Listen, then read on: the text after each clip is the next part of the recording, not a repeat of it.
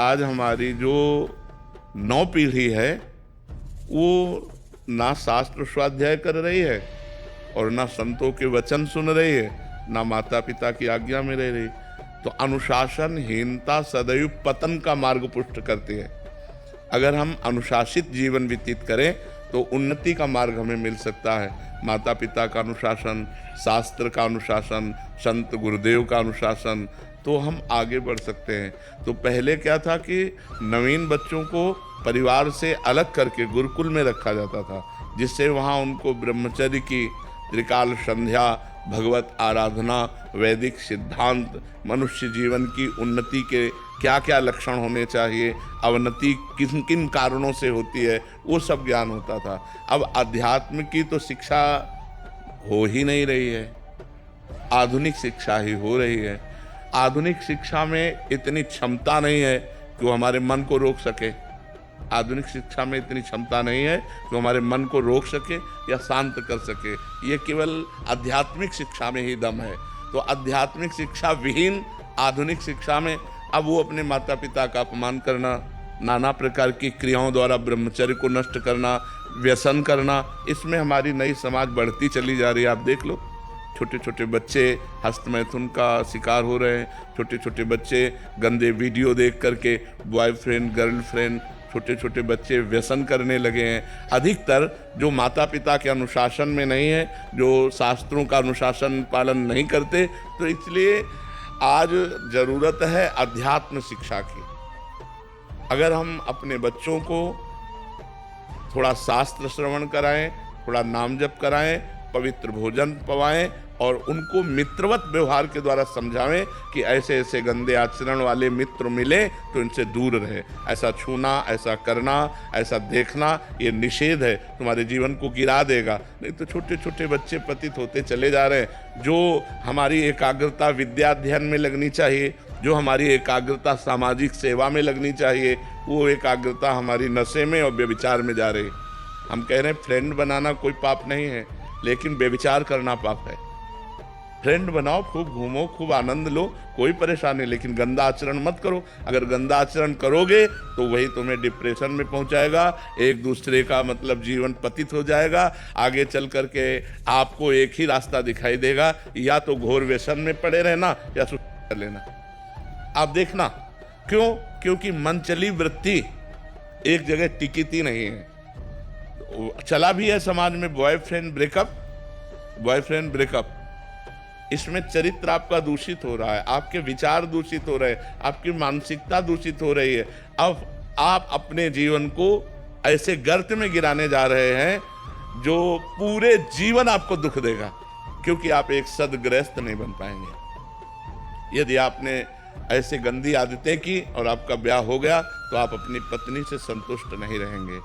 आप एक पत्नी व्रत धारण नहीं कर पाएंगे, आप एक पति व्रत धारण नहीं कर पाएंगे। तो आपका न्यू जो जीवन का उत्थान करने की थी, आपने उसी को नष्ट कर दिया।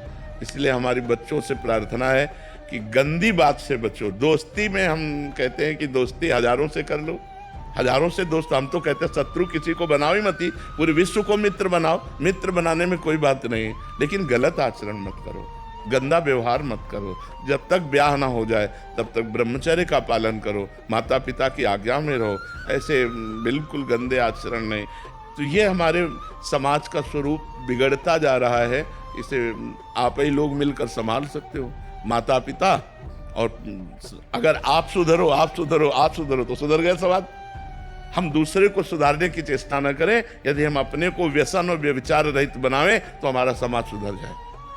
अगर हम एक एक आदमी सुधरना चाहें तो समाज सुधर जाए, लेकिन सुधरने के पक्ष में बहुत कम लोग हैं और बिगाड़ने और बिगड़ने के पक्ष में बहुत सहजता है ना, उसमें सरलता है। सुधरना चढ़ाई चढ़ना है और बिगड़ना फिसलना है। फिसलने के लिए सब तैयार है और फिसलाने के लिए तैयार है, लेकिन चढ़ने और चढ़ाने के लिए अध्यात्म की तरफ, धर्म की तरफ, पवित्रता की तरफ ये बहुत कम रह गए हैं समाज में जो ऐसा चलना चाहे। एक 12 वर्ष का बच्चा यहाँ बैठ के कह रहा है मैं हस्तमैथुन से परेशान हो चुका हूँ। तो उनका कितनी आयु है? बोले 12 वर्ष की। और फिर उसने कहा कि हमारी गर्लफ्रेंड भी है। तो हमका 12 वर्ष में गर्लफ्रेंड हो गई, हस्तवेतन हो गई। तो मतलब ये छोटी छोटी अवस्थाओं के बच्चे इतने गंदे स्तर में गिर रहे हैं, तो क्या होगा, समाज का क्या होगा। कॉलेज आदि में यही ट्रेंड चल चुका है महाराज जी। तो कैसे महाराज जी सुधार होगा?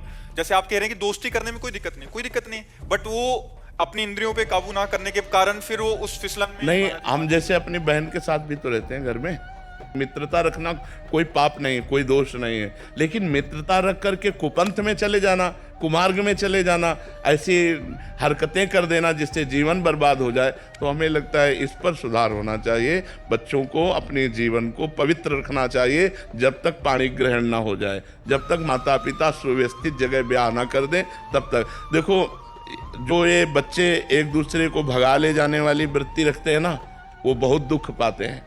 मतलब माता पिता सालों लगाते हैं अपनी बच्ची के ब्याह के लिए, सालों जा जाके अगल बगल पूछ के, रिश्ता नाता, उसके आचरण, उसके, तब जाकर अपनी बच्ची को सम्मान के साथ उसके हाथ में देते। और तुम जो 2-4 बातें कही भाग गई उसके साथ, तो पूरा जीवन निर्वाह थोड़ी होगा। तो वो कैसा व्यक्ति स्वभाव वाला है। देखो, प्रेजेंट का स्वभाव अलग होता है, लेकिन हमारा एकांतिक जीवन कैसा है, हमारा पर्सनल जीवन कैसा है। तो जब आप किसी के पर्सनल जीवन में घुसेंगे तो आप खतरा पाएंगे। इसलिए माता पिता की अनुमति आवश्यक है, क्योंकि वो अच्छी तरह देख सुन करके अपने बच्चे को सुखी करना चाहते हैं। पर आजकल बच्चे ऐसे माता पिता को कुछ नहीं समझते हैं, मनमानी आचरण करते हैं। बहुत विचित्र दशा आ रही, बहुत विचित्र दशा आ रही। जो जवान बच्चे हैं वो बूढ़े माता पिता को पीट रहे हैं अपने माता पिता के अनुसार। और मातृ देवो भव पितृ देवो भव, शास्त्र वेद आज्ञा करता है। अगर माता पिता की आराधना नहीं हुई तो भगवान की आराधना कौन कर सकता है। भगवान तो अव्यक्त है, माता पिता तो व्यक्त भगवान हमारे विराजमान है। तो इसलिए समाज को आध्यात्मिक शास्त्रों का स्वाध्याय करना चाहिए, आध्यात्मिक संतों की वाणी सुननी चाहिए और उसके अनुसार अपने आचरण बनाने चाहिए। हरे कृष्णा महाराज जी, हमारी संतों की निंदा हो रही है तो क्या करना चाहिए? कान में अंगुली डाल लेनी चाहिए, क्योंकि अपने अपने चश्मे हैं। जिस चश्मे को हम हरा चढ़ाएंगे तो संसार हमें हरा दिखाई देगा, लाल चढ़ाएंगे तो लाल दिखाई देगा।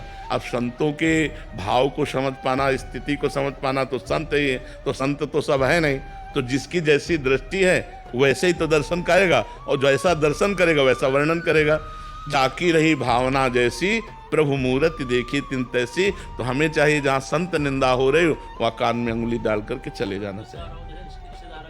नहीं, बिल्कुल लड़ाई नहीं करनी चाहिए। सत्संगी को ऐसा होना चाहिए कि जैसे किसी की निंदा कर रहे हैं तो कान में अंगुली डाले, चल दे, पागल आदमी है। अगर आप लड़ाई किए तो आप में और उसमें अंतर क्या रह गया? वो निंदा कर रहा है, आप उसे मार रहे हैं, तो बात तो हो गई एक ही। वो निंदा कर रहा है, आप क्रोध कर रहे हैं, तो दोनों दोषी हो गए। वो निंदा कर रहा है, आप कान में अंगुली डालिए और वहाँ से चल दीजिए। वो उसकी मति है। सुनने से हमारा मन दुखी होगा, इसलिए हम सुनेंगे नहीं। हाँ, वो होता है, ऐसा होता है। तो हम सुनेंगे नहीं, उस सभा से चल देंगे, उस स्थान से चल देंगे, लेकिन हम उस व्यक्ति को भी नहीं मारेंगे, उस व्यक्ति से भी नहीं लड़ेंगे।